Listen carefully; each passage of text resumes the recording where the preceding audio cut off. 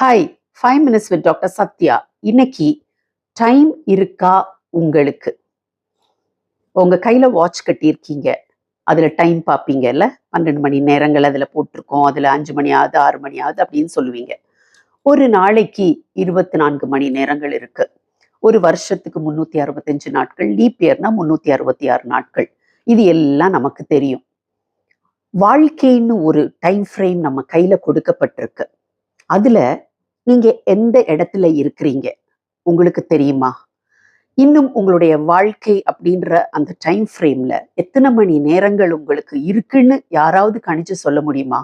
நீங்களோ நானோ இன்னும் 10 வருஷம் நான் கட்டாயம் இந்த உலகத்துல உயிரோட இருப்பேன்னு சொல்லிட்டு ஆணித்தரமா சொல்ல முடியுமா? முடியாதுல்ல. என்ன உடனே சொல்லிடுவோம், எத்தனை வருஷம் இந்த உலகத்துல உயிரோட இருக்கிறது அதெல்லாம் கடவுள் கையில இருக்கு அப்படின்னு சொல்லி அதை விட்டுறலாம். கரெக்ட் தான், நம்ம கையில கிடையாது, கடவுள் கையில தான் இருக்கு. இப்போ ஒரு ஆபீஸ்ல வேலை பார்க்குறீங்க, 8 மணி நேரம் நீங்க வேலை செய்யணும். அப்ப அந்த 8 மணி நேரத்துல என்னென்ன வேலை செய்வேன், எப்படி அந்த வேலையை செய்வேன், லஞ்ச் பிரேக் எவ்வளவு எடுத்துப்பேன், டீக்கு எவ்வளவு நேரம் எடுத்துப்பேன், வேலையை முடிக்க முடியுமா அப்படின்லாம் நம்ம பிளான் பண்ணி கால்குலேட் பண்ணி செய்றோம். ஆனா நம்ம கையில கொடுக்கப்பட்டிருக்கிற அந்த லைஃப்ன்ற அந்த ஒரு டைம் ஃப்ரேம்ல நம்ம என்ன செய்றோம், எப்படி இருக்கிறோம், அதுதான் முக்கியம். அது நம்ம யாரும் கணிச்சு சொல்ல முடியாது. நான் இவ்வளவு நாள் இருப்பேன், அவ்வளவு நாள் இருப்பேன், ஒன்னும் சொல்ல முடியாது.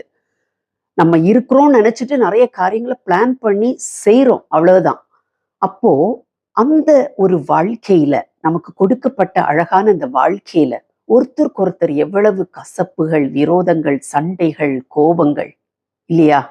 சண்டை போட்டுட்டு நிறைய நேரம், நிறைய காலம் வருஷங்கள் கணக்கா பேசாம இருக்கிறாங்க சொந்த குடும்பத்துல உள்ளவங்களே. ஒரு மகன் கல்யாணத்துக்கு பிறகு தன்னுடைய பெற்றோர்கிட்ட ஏதோ ஒரு காரியத்துக்காக சண்டை போட்டுட்டு நிறைய மாசங்கள் பேசவே இல்லை.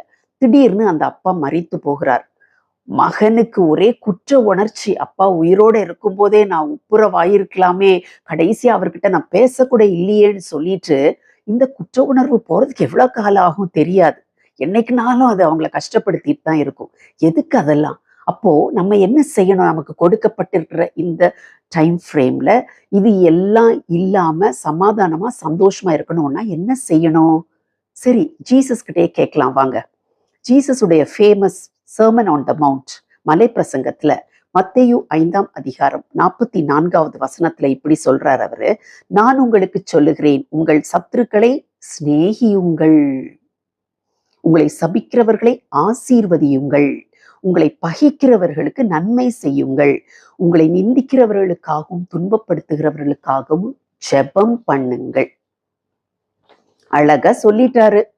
இதை ஃபாலோ பண்ணினாலே, நான் ஏற்கனவே சொன்னேன்ல, சண்டை சச்சரவு, விரோதங்கள், மனக்கசப்பு, கோபம் இதெல்லாம் இல்லாம போயிடும். இதை ஃபாலோ பண்ணினாலே நீங்க யார்கிட்ட சண்டை போட்டீங்களோ அவங்க கிட்ட போய் மன்னிப்பு கேட்பீங்க, ஒப்புரவாவீங்க. அதுக்கு பிறகு ஒரு சமாதானம், ஒரு சந்தோஷம் உங்களுக்கு வரும். இது ஏன் தெரியுமா முக்கியம்? நம்ம இந்த உலகத்துல நிரந்தரமா வாழ போறது கிடையாது. நம்ம வாழ்க்கை எப்ப முடியுதுன்னு நமக்கு தெரியாது. நம்ம யார்கிட்ட சண்டை போட்டிருக்கோமோ, யார்கிட்ட கோவம் வச்சு பேசாம இருக்கிறோமோ, அவங்களோட வாழ்க்கை எவ்வளவு நாள் இருக்க போகுதுன்னு தெரியாது. அதனால நேரங்காலம் பார்க்காம யாருக்கிட்ட நம்மளுக்கு பிரச்சனை இருக்கோ, சண்டை போட்டு பேசாம இருக்கிறோமோ, விரோதம் வச்சிருக்கிறோமோ, அவங்க கிட்ட உடனே மன்னிப்பு கேட்டு ஒப்புரவாகிடுங்க. நேர்ல போய் கேட்கலாம், பேசலாம், அவங்க கிட்ட ஒப்புரவாகலாம். சரி, ரொம்ப தூரத்துல இருக்காங்க, அப்படியும் நீங்க எக்ஸ்கியூஸ் சொல்ல முடியாது. எல்லார் கையிலயும் இப்ப ஸ்மார்ட் போன் இருக்கு. ஒரு போனை போட்டு அவங்க கிட்ட பேசுங்க, மன்னிப்பு கேளுங்க, ஒப்புரவாயிடுங்க. நிச்சயம் அவங்களும் சந்தோஷப்படுவாங்க, உங்களுக்கும் ஒரு சந்தோஷம், சமாதானம் வரும். இப்போ யோசிக்கிறீங்களா? நீங்க யார்கிட்ட சண்டை போட்டுட்டு விரோதம் பாராட்டி பேசாம இருக்கிறீங்க?